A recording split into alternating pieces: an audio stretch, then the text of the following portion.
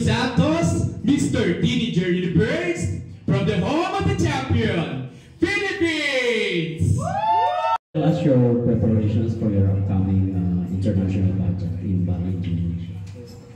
I've been putting a lot of effort, including my regular workouts and of course my theory sessions with my team, Quick Thoughts, and hopefully it will lead to something.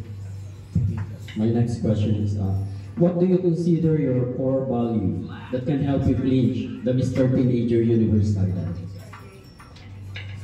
As a teenager,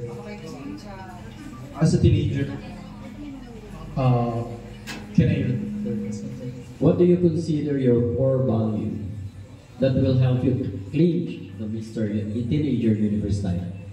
I consider my core values. As a teenager, I consider my core values is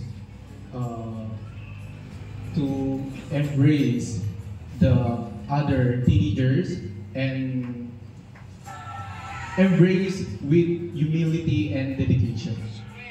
Thank you, sir. Nice meet you. Good luck. I am the next Mr. Teenager Universe because I want to prove that even if I'm a teenager, I can help my community and creating campaigns to raise awareness for children who need help in their education.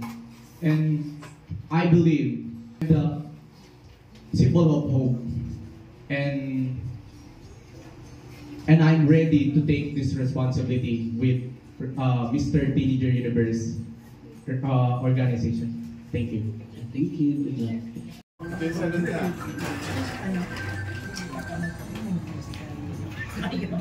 Okay. Santos, Mr. Teenager Universe, from the home of the champion, Philippines!